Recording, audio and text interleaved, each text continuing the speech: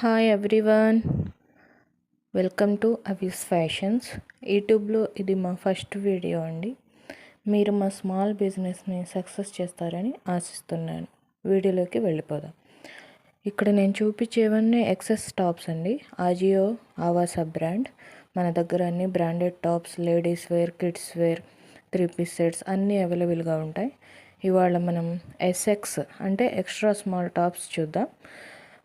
రోజుకు ఒక size tops అనేది వీడియో అప్లోడ్ చేయడం జరుగుతుందండి, గమనించగలరు.